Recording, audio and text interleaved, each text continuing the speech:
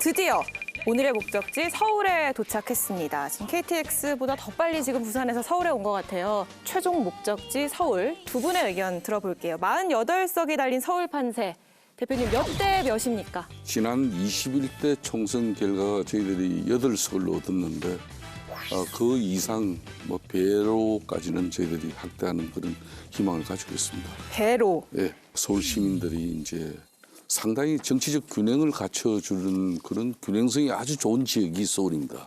그런 측면에서 이제 지난 대선 때도 그렇고 윤석열 대통령께서 서울 전역이 다 이겼어요. 거의. 예. 다 이기고 지난 2년 전에 2022년 6월 1일 날 지방자치선거를 통해서 우리가 구청장 25개 중에서 17개를 이제 저희들이 석권을 했어요. 예. 물론 이제 한 보름 전에 저희들이 서울 판세가 대폭적으로 이렇게 수치가 내려가는 상황이 있었습니다만은 지난주 주말부터 다시 서울 시민들이 상당히 안정적 균형성을 유지하기 위한 그런 표심의 변화를 우리 후보들이 지금 현장에서 직접 느끼는 그런 상황을 가지고 말씀을 드리는 겁니다. 의원님 몇 대 몇입니까? 제가 재미있는 게 20대 총선은 저희가 123석 할 때입니다.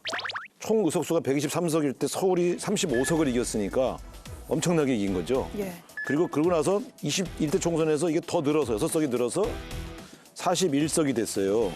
제가 볼 때 이번 결과는 지난번 20대 총선과 21대 총선 사이에서 형성될 것이다. 두 번의 총선에서 이미 35석 이상을 확보했기 때문에 그래서 저는 35석 플러스 알파로 봅니다. 그럼 35석에 가까워요? 41석에 가까워요? 지금 35석에 가깝죠. 제가 이렇게 말씀드린 건 진다는 뜻이 아니라 예. 알파라고 한 건 치열한 경합 지역이 많이 들었어요, 서울이. 진짜 어떻게 제가 될지 볼 때는 모르는.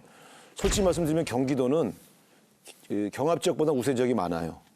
솔직히. 예. 근데 서울은 경합 지역이 너무 많아졌어요. 그래서 제가 35석이라고 말하면서도 약간 양심에 찔리는 건 그중에 몇 석은 더 경합 지역이 더 있는데 우리 후보들 얼굴이 자꾸 아롱아롱해서 제가 이제 이렇게 말씀드리지만 사실은 엄밀하게 말하면 경합 지역이 10석 이상 된다, 10몇 군데 된다 이렇게 봐요. 예.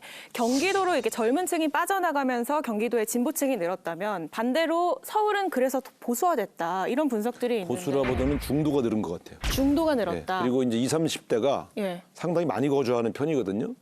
20, 30대의 정치 무관심 혹은 기존 정치에 대한 불신이 너무 높아요. 그래서 투표율이 이번에 많이 낮을 가능성이 있어요. 그렇죠. 이제 서울 같은 경우는 투표율에 가장 큰 영향을 받을 지금 지역인데 흔히 말하는 원룸 세대가 투표장을 갈 것이냐 안 갈 것이냐. 특히 조국 혁신당 같은 경우에서 세대 계층별로 이렇게 지지 성향을 보면은 지금 20대 같은 경우가 가장 그 표본에 안 잡힐 정도. 수치가 잡히지 않을 정도 그럴 지지가 정도라고 그러지 낮죠. 않습니까? 그렇다는 것은 그렇게 이제 서울에는 조국 혁신당에 바람이 불었다 할 그런 정도는 아니에요. 민주당에서 가장 좀 극진 세력들이 이제 글로 많이 옮겨간 것은 사실이고 서울의 이제 중도 무당층 입장에서는 수도 서울의 이제 경쟁력과 그래도 대한민국의 안보적인 측면에서의 안정감, 특히 오세훈 서울시장이 안정적으로 시정을 이끌어가고 있어요. 그런 측면에서 이렇게 서울 전역이 그냥 민주당 파란 그런 물결로 넘어갈 그런 상황까지는 아닙니다. 이 국회 이전 발표하면서 국회가 떠난 자리에 개발이 될 수 있기 때문에 이제 서울 표심 노린 거다라는 분석이 있는데 이건 동의하세요? 표심을 노렸다기보다는 여의도 정치를 청산하면서 여의도에도 이제 특히 국제금융 그리고 이제 비즈니스 이게 이제 발전된 그런 지역의 상징성을 랜드마크를 서울시로서는 용산하고 연계해서 만들어야 되는데 국회가 늘 걸림돌이었죠. 고도 제한도 받거든요. 국회 그 의사당 그 탑보다 높이보다 건물을 못 올라가게 하지 않습니까? 이런 게 이제 만일 해제되고 국회 의사당 안에 그 넓은 공간이 앞으로 문화 그런 비즈니스 공간으로 개발 발전된다면은 서울시 경쟁력이 높아지는 거죠.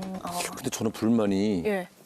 제가 박영선 서울시장 후보와 경선할 때 제가 발표한 공약들을 지금 다 써먹고 있어요. 그거 보고 계신가? 지금 이게 제 공약이에요. 고도 제한을 풀어가지고 여기를 금융 중심 지역으로 만든다. 그런데 저는 그때 홍콩에 가 있는 금융인들하고 연락을 해봤거든요. 홍콩에 있는 세계적인 금융기관의 본사들이 예. 지금 홍콩에서 옮기려고 하는데 한국이냐 싱가포르냐 도쿄냐 갖고 고민하고 있거든. 근데 이제 일로 한번 유추해 보자. 그래서 이건 여야가 없이 같이 할 수 있는 일이라 저는 환영합니다. 근데 이것 때문에 서울 표심이 왜냐하면 이 국회를 이전하고 여의도가 발전하는 건 영등포 을구의 문제지 다른 지역의 지역 표심과 관련돼 있는 지역 이슈는 아니에요. 이슈가 성공하려면 어디는 찬성하고 어디는 반대해야 되는데 아니 저는 너무 내 공약을 받아주니까 얼마나 고마워요. 그다음에 철도 지하화 공약도 제가 그때 냈어요. 나한테 저작권자에게 뭐 허락은 받고 써먹어야 되지 않나 이런 생각이 드는데 그건 이제 잠깐 제 홍보고 지금 우상호 대표가 이제 이번 총선은 불출마를 하지만은 2년 이후에 그래야지 그런 2026년 이제 서울시장 선거에 그런 얘기 하지 말고, 지금 그림을 지금 벌써 이야기하고 있는 거예요. 제 첫 정치인 인터뷰가 당시 서울시장 경선 당시 아니 영상- 보도제한 완화는 저도 기억나요. 늘 이야기를 좀 하셨죠. 예. 저는 이 서울은 기본적으로 윤석열 정권 심판 정서가 매우 높은 지역이에요. 근데 또 특이한 게 여기는 또 민주당 거부 증서도 많아. 그게 이게 고민이에요. 그래서 우리가 지난번에 대선도 졌고 대선에서는 한 5% 졌어요. 지방선거 때는 뭐 우리 후보들이 25%에서 35% 이상을 받은 데가 없어요. 아주 원사이드하게 지방선거를 져서 그 이전에 있었던 2020년에 있었던 총선 결과만 가지고 안심하기는 굉장히 어려운 지역입니다. 사실은 승부처가 어디냐? 거기도 이제 승패를 가르는 그런 서울이라고 봅니다. 이거는 근데 왜 그럴까요? 심판도 저는- 많고 민주당 거부 정서도 많은 건? 정치, 경제, 문화 모든 중심이 서울이지 않습니까? 여기서 이게 뭐 새도 양날개가 고루 날개짓을 해야 비행을 할 수 있듯이 민주당이 168석의 절대 입법 권력과 또 우호 지분까지 해서 180석 가지고 그러니까 이 전국이 얼마나 불안하게 운영되고 있는지 이걸 가장 가까이서 지켜본 국민이 서울 시민이에요. 국정 운영에 무한 책임 2년 동안 이걸 당이 지는 거니까 당연히 심판받죠. 그런데 그 어려운 상황을 그나마 그래도 균형을 좀 찾아줄 예. 시민이 자랑스럽고 위대한 서울 시민이다. 근데 그럼 지난 총선에서는 왜 이렇게 몰아주셨지? 아 이런 거예요. 전통적으로 민주당이 크게 승리할 때는 민주당의 전통적 지지층 40, 50대가 똘똘 뭉쳐서 투표를 하고 네. 20, 30대가 민주당 편에 왔을 때 그때는 압승을 해요. 예. 그러니까 2020년 선거 때는 코로나19 전국에서 문재인 대통령이 전 세계적으로 가장 잘하고 있네라는 것들이 줬던 긍정적인 민생 정책 효과가 있었고요. 두 번째는 탄핵을 하고 문재인 정권이 들어선 이후에 그 영향력의 마지막 도달점이 2020년에 21대 총선이었어요. 그 이후에 이 탄핵에 함께했던 사람들이 집중적으로 민주당을 찍어주고 국민의힘을 심판했던 정서들이 변화되기 시작해요. 이번에 제가 보는 구조적으로 왜 이런 문제가 생겼냐는 것은 제가 볼 때는 20대, 30대 초반 여기서 우리 민주당이 아직 그분들의 마음을 얻지 못해서 경합적이 늘어나고 있다. 저는 이렇게 분석합니다. 20대와 30대 초반까지는 상당히 유보적인 입장이에요. 이번 총선에. 그렇다면은 서울에서 우리가 지금까지 국정 운영에 대한 뭐 좀 진솔한 자성과 또 성찰 그리고 앞으로 우리가 잘하겠다는 새로운 비전 막 이런 걸 우리 2030 세대들과 함께 국민의힘이 다시 이종섭 장관 황상무 때문에 20, 30대는 절대 국민의힘 안 찍어요. 문제는 기권할까 봐 걱정이지 우리는. 아니 표정이 안 나올까 봐 가능성이 걱정인 있죠. 거예요. 국민의힘은 절대 안 국민의힘 입장에서는 너무 실망했어, 윤석열 국민의힘 대통령. 입장에서는 말 한마디 잘못한 거 가지고 본인 사퇴하고 심지어 대사 임명한 지 호주에서 10일밖에 근무를 하지 않았지만은 국민의 여론대로 본인이 조기 귀국해가지고 모든 공수처 수사 자신에서 받겠다. 상당히 공천에서 도덕적 우위를 가지고 있고 그리고 역대 대통령이 20년 동안 선거를 치르면서 이렇게 긴축 재정하고 건전 재정 이야기하면서 돈을 풀지 않는 선거는 지금 이번 선거가 처음이에요. 그래서 중소 자영업자 다 굶어 죽어가고 있어요. 그런데 선거용이 아니어도 도와줘야지. 어려운 서민들을 도와줘야지. 문재인 정권이 코로나 팬데믹이 있었다 치지만은 무려 400조, 500조의 국가 부채를 만들어 놓고 이번에 이재명 대표가 난 25만 원 그냥 또 이렇게 선심성 입장 낼 때 저도 개인적으로는 국민들이 생활 보호 자금을 이때 좀 풀어야 된다는 쟁점을 입장이지만은 확대하면 나도 할 말이 많은데. 그만큼 예. 국가 재정이 어차피 다 편집될 테니까 네네. 그만합시다. 서울 아니요 서울에서 편집될 거 아니에요. 편집돼. 이런 얘기는 너무 많이 해갖고 여기서 더 이상 안 다뤄. 고수시네요. 아니, 빨리 갑시다. 가야 돼 이제. 일단은 주목할 선거운동을. 만한 지역구 마지막으로 김성태 전 대표님 서울 주목할 만한 지역구 꼽아주셨죠? 저는 이제 동대문 갑 지역을 보는데 거기는 이제 전략공천위원장을 하신 안규백 의원 4선은 지역구예요. 4선 의원과 지금 3선의 김용우 의원이 동대문 갑에서 붙었는데 김용우 의원의 이미지는 흔히 말하는 주류보다는 늘 반듯한 자신의 입장으로서 이렇게 정치를 한 사람이에요. 예. 더군다나 또 동대문에서 초중고를 다 나오고 대학까지도 고대를 나왔어요. 제대로 된 선수가 동대문에 간 겁니다. 그래서 안규백 지금 현재 민주당 이 4선 의원 같은 경우는 이재명 대표의 신의를 확실하게 지킨 그런 전략공천위원장으로서 지역 제가 볼 때는 제대로 관리 충실하지 못했어요. 그래서 상당히 지금 우리가 희망을 갖고 적극적으로 대시하고 있는 지역이 동대문 갑입니다. 한번 보세요. 여기서 좋은 결과 나올 거예요. 어떻게 예측하세요, 판세? 근데 어쨌든 그 좀 말씀을 잘 판세기보다도 못 재밌는 게 김용호 후보는 좋은 사람이에요. 그 의원할 때도 제가 같이 봤는데 근데 제가 신기한 게 한동훈 위원장이 운동권 심판하자고 그러더니 김용호 의원도 고대 운동권 출신이거든요.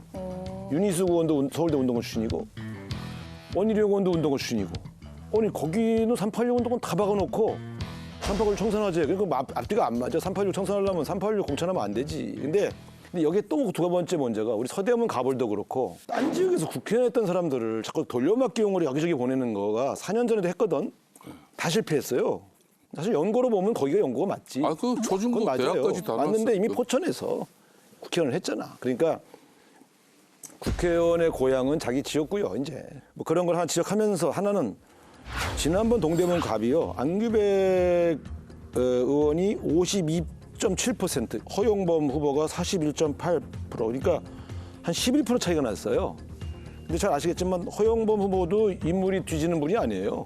그런 측면에서 본다면 여기는 안규백 후보의 인물과 또 민주당 지지세가 아주 튼튼한 곳이다라는 것을 확인할 수 있죠. 4년 전에도 이 정도 결과였기 때문에 설마 좀 좁혀진다 해도 여기서 국민의힘이 당선되기는 매우 어렵다. 지금 판세는 어떻게 보세요?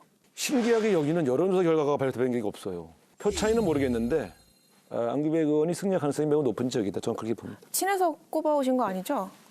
저요? 네. 사실상 김용우 의원 같은 경우는 흔히 말하는 친윤 인사도 아니잖아요.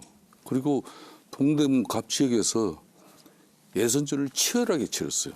고향 찾아가는데 그걸 가지고 뭐 연천. 근데 김용우 의원은 안타까운 게 그때 포천 가평 때도 불출마 선언했어요. 그때 경선에서 진 게 아니고. 아니 그러니까 참 훌륭한 선수가 그때 21대 총선에서 뭐 기존 그래도 3선 이상 선수들이 좀 뭐 이렇게 불출마를 해줌으로써 이렇게 새로운 바람을 만들어주는 그런 역할을 자진해서 한 사람이에요. 더군다나 이번에도 좋은 지역 찾아간 게 아니고 어려운 지역 가신 동대문으로서는 거죠. 그렇죠. 우리 국민의힘 입장에서는 인정합니다. 험지예요. 네, 그 인정합니다. 험지에 가서도 경선을 갖다가 치열하게 3파전을 했어요. 그 안타까워요. 알겠습니다. 그렇게 좋은 분이 또 희생되는 게 너무 안타까워요. 그런 이야기를 함부로 하시는 게 아니죠.